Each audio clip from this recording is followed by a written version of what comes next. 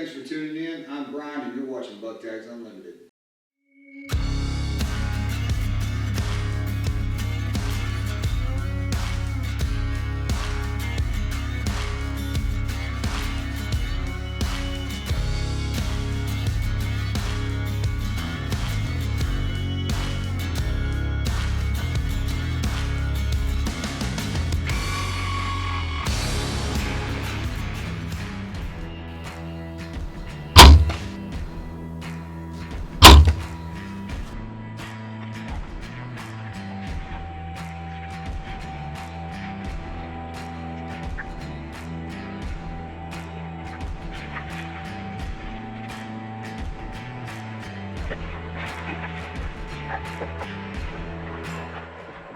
This set was hung early season over the backside of a little Antler King food plot, and let me tell you, it paid off the very first morning I hunted it. This doe didn't take long to step in the kill range.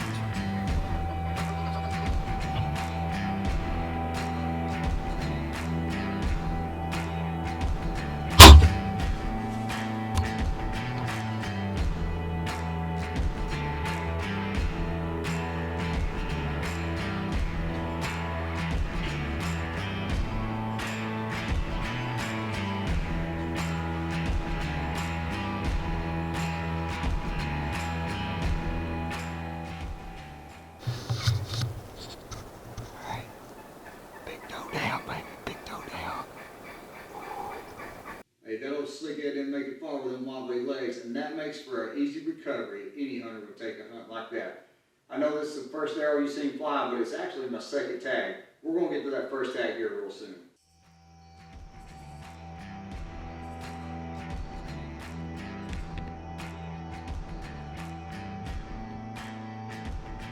Now let's take a quick look at BTU's contestant number 3. I just slipped out after work to get what I call tree stand therapy, and the deer were moving good. It was actually one of those hunts where you really have to watch your every move. There's just too many eyes on you. And as you can tell, I'm kind of watching a couple big does waiting for the right opportunity. And for my first year of filming, I just thought it was too cool to watch this young spike work a licking branch. And I gotta admit, he kept me entertained for most of the hunt.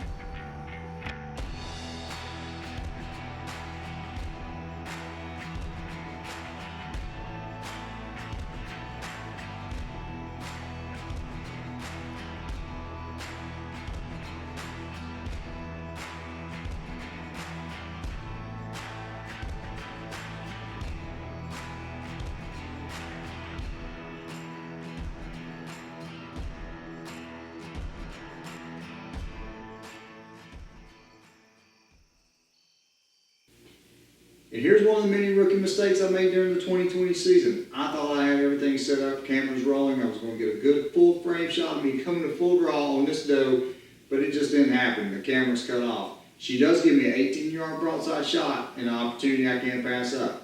Unfortunately, it was a swing and a miss.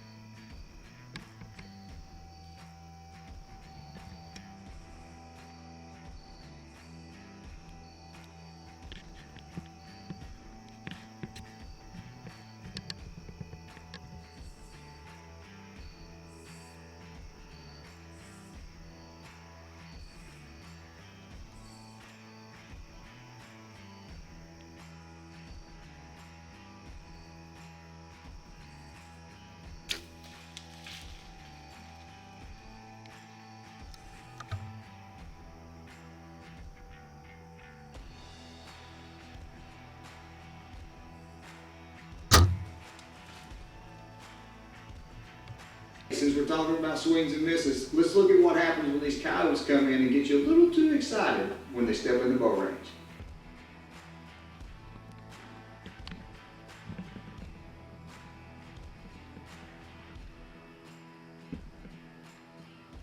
These yokes start working their way up the hill, and this one's coming straight into the kill zone. I'll be honest with you, I was wanting to shish kebab this sucker and pumped to have it on camera. Lucky for him, that shot was a tad high, but I don't think he was wanting to stick around to see what it was. Hey, let's get back to punching tags.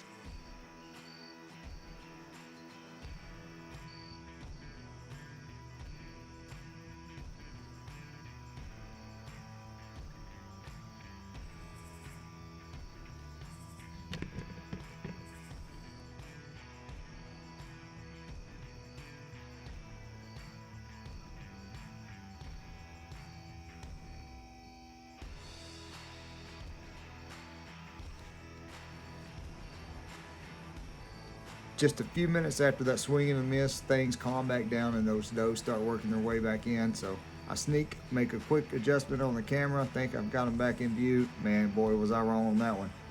But I did get this deer running in, figuring out the depth was in the air. She does an illegal U-turn and boats back out of there. But luckily I do get some pretty cool sounds going on in the background. Check it out.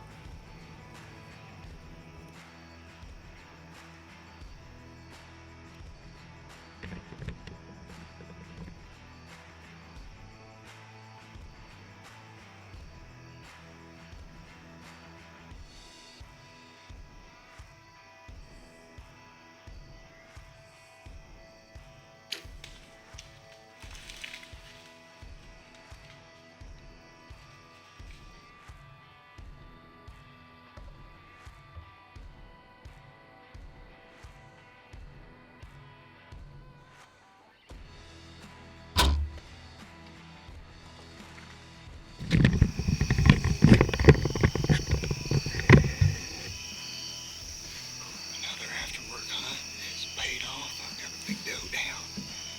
We'll give her a minute. Get down and check her out, man. Stag number 3 with my bow. She's down right there, man. I think that's it. Money in the bank.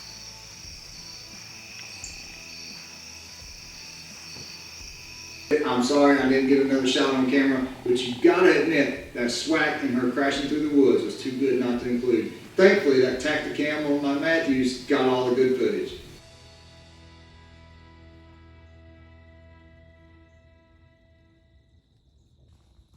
Here's some BTU footage that is too good not to share. This old buck would show up and disappear all year. I would have him on camera for a day or two, then poof, he would Operation Houdini and just be gone. I just happened to be in the tree one morning when he decided to pass by at about 8 yards. And if you don't think he's close, just watch the steam coming from his nose. I thought this was about as cool as it could get that morning until he frays off to the left and lets me get some of his scrape action on film. And don't be upset with the cameraman here, folks. Remember, I'm still a rookie and learning. I did my best to keep him in frame. Y'all enjoyed this footage.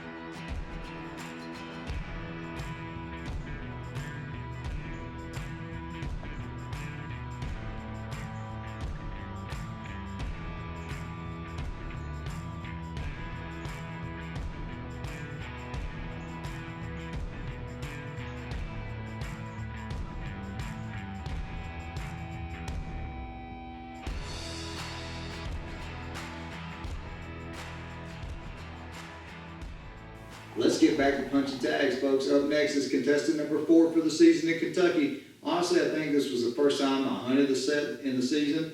I got in early that morning, set up, and of course, as smart as I am, I realized I don't have all my equipment to film my hunt. But thankfully, the Tacticam was in my bow, and I was able to get some of this footage. Let's take a look. It had just started to drizzle a light rain, and I look over and this doe had stepped into the danger zone. I waited for her to turn those eyeballs away from me, and I let the old Matthews go to work. And if you're wondering, yes, I do have a 155-inch draw length, folks. Enjoy this hunt.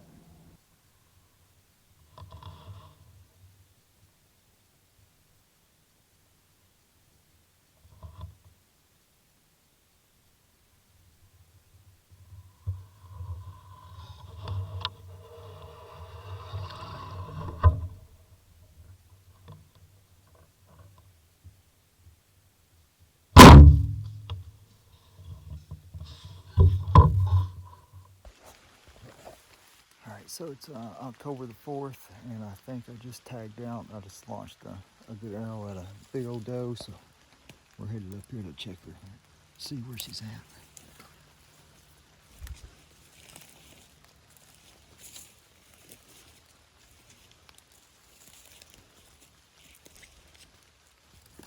There's the blood.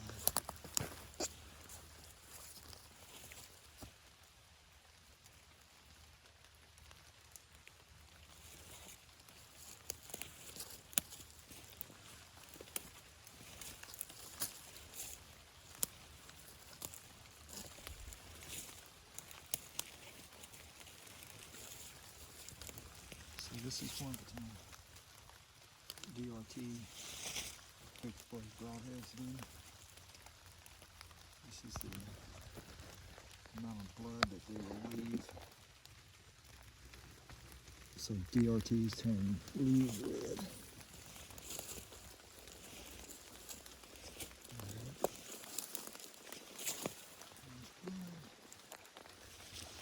Look, there's a big white belly.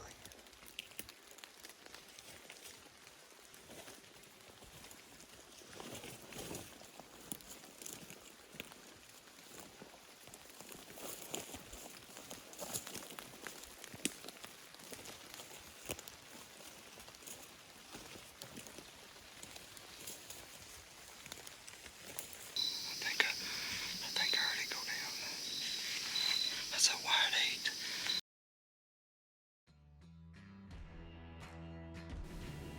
8. Hey, now if you've been paying attention, folks, there's only been 3 hours lunch and 3 tags punched. So that means there's one more tag left in the state of Kentucky, and that's my buck tag. Y'all check out how this story unfolds with this wide 8 in northern Kentucky.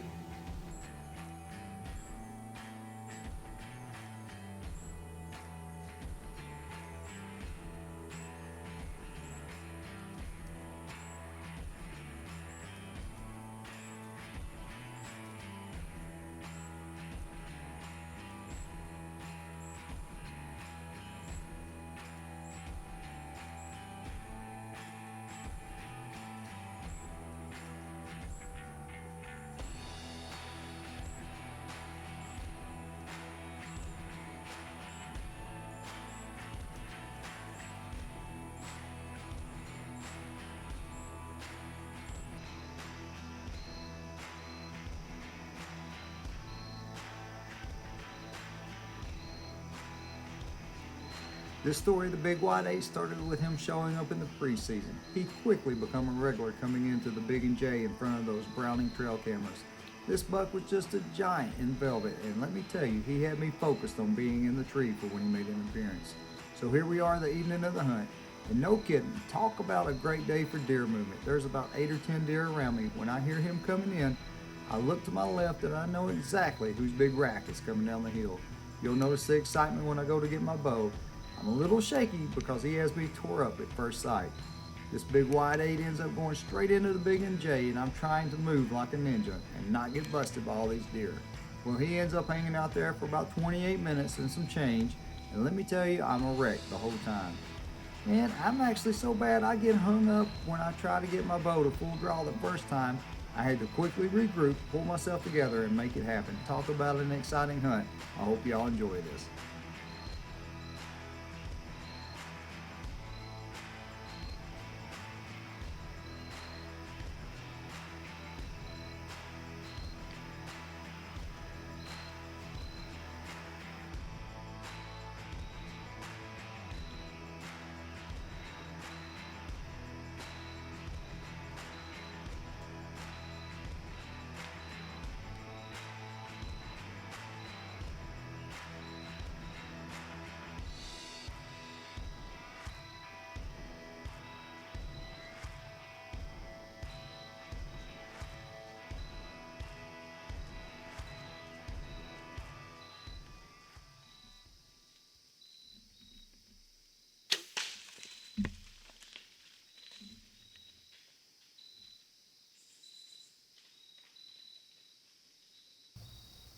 If you recall just a few moments ago, I mentioned this buck had me so tore up I couldn't even get my bow to full draw.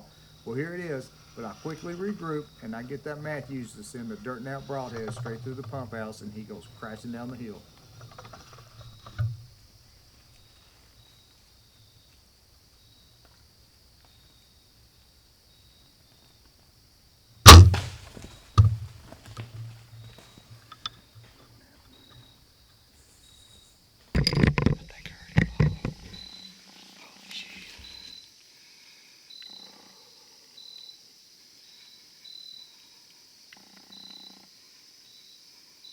I think I heard it go down.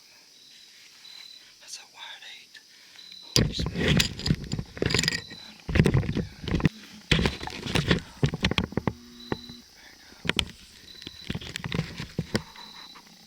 I think he went down. I think he went down.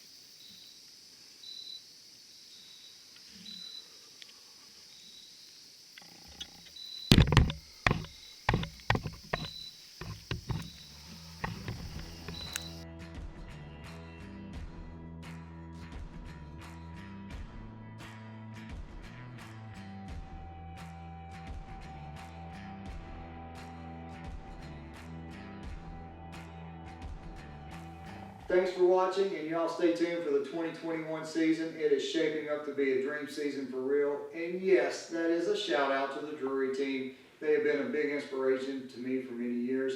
And I can only hope to continue sharing the fun and excitement chasing big whitetails can bring the way that they have. God bless, and shoot straight.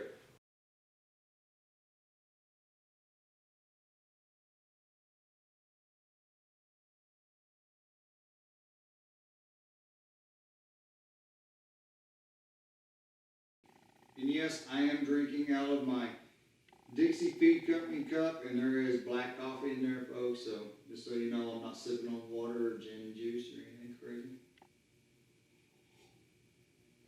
Just good old black coffee. All right.